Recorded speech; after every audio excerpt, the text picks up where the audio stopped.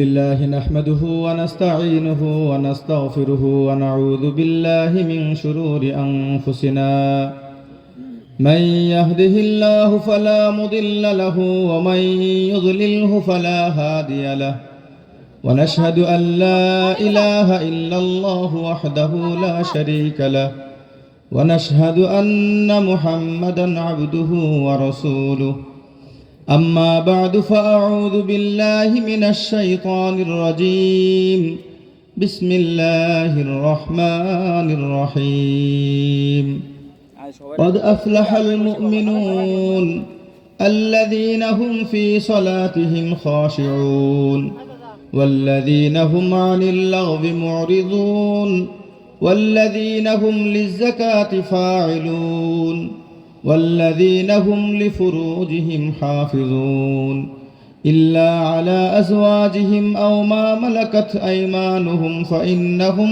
غير ملومين فمن ابتغى وراء ذلك فأولئك هم العادون صدق الله مولانا العلي العظيم وصدق رسوله النبي الأمي الكريم ونحن على ذلك من الشاهدين والشاكرين والحمد لله رب العالمين।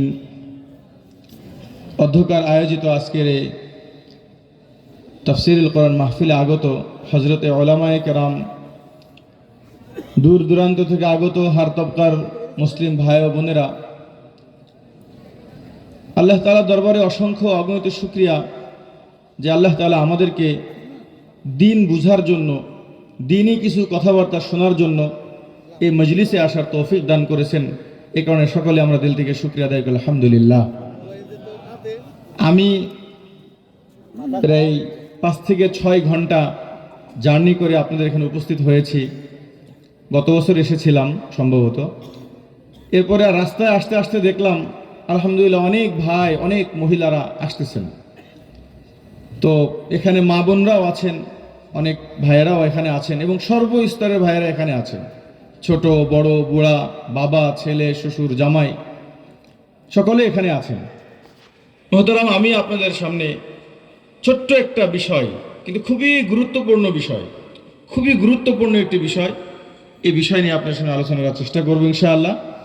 আপনারা যারা এসেছেন অনুগ্রহ করে আলোচনা শেষ পর্যন্ত থাকবেন ইনশাআল্লাহ। খুব বেশি লম্বা আলোচনা করব না। মা বোনেরাও একেবারেই মনোযোগ দিয়ে শুনবেন। যত আলোচনা, সমস্ত আলোচনাগুলো করবেন আলোচনা শেষ হওয়ার পরে। আল্লাহ তাআলা আমাদের সকলকে তৌফিক দান করেন। রব্বি ইশরাহ লি সাদরি ওয়া ইয়াসসির লি আমরি ওয়াহলুল উকদাতাম মিন লিসানি ইয়াফকাহু কওলি।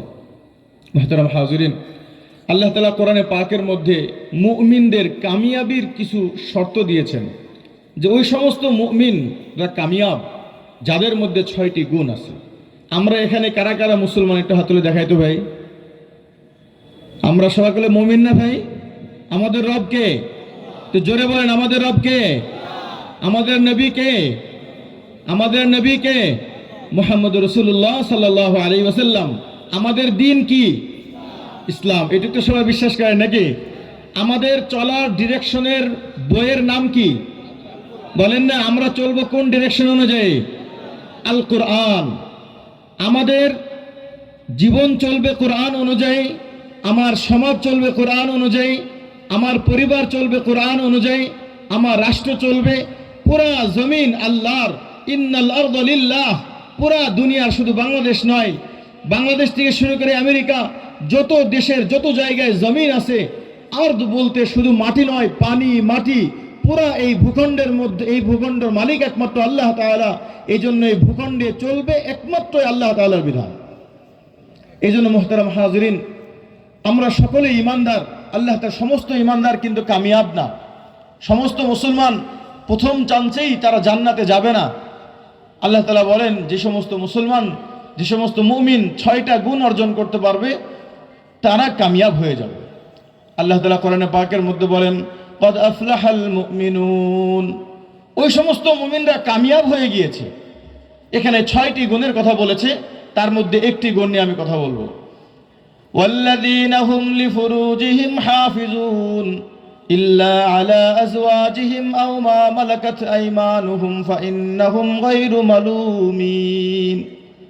আল্লাহ তাআলা বলেন, ওই মুমিন মুমিনা, ওই মুসলমান পুরুষ ও নারী কামিয়াব যে তার যৌবনের সতীত্বর হেফাজত করতে পারে, যে তার যৌবনের হেফাজত করতে পারে।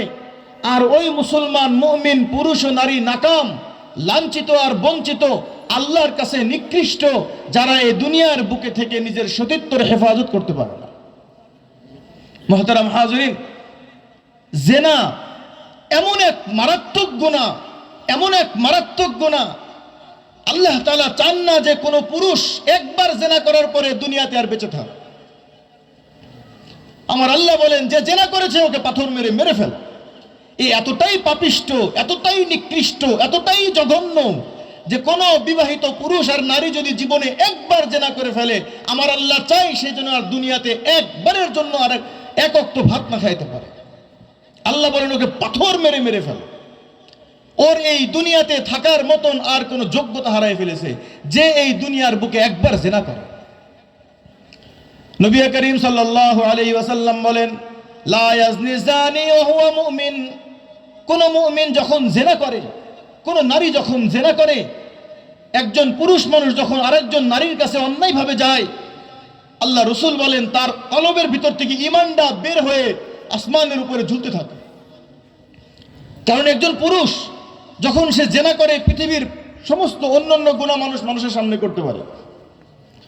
বলেন তো, যে সমস্ত গুনাহগুলো আছে, জুমার নামাজ চলতেছে এরপরে নামাজ পড়তেছে না, এটা কি মানুষ গোপনে করে? রিক্সাওয়ালারা ঠিক জুমার নামাজের সময় ধুমায় রিক্সা চালায় আছে। যারা সিনেমা দেখে, যারা এই বিভিন্ন চা স্টলে যে সিনেমা হয়, গান বাজনা হয়, এগুলো কি মানুষ তেমন বেশি গোপনে করে? যত রকম গোপনে আছে, এমনকি সুদ, এটাও মানুষ এখন ওপেনলি খায়। বিভিন্ন ব্যাংকওয়ালারা সুদ ওপেনলি খাচ্ছে, সুদ কত পার্সেন্ট দিবে এটাও ওপেনলি খাচ্ছে।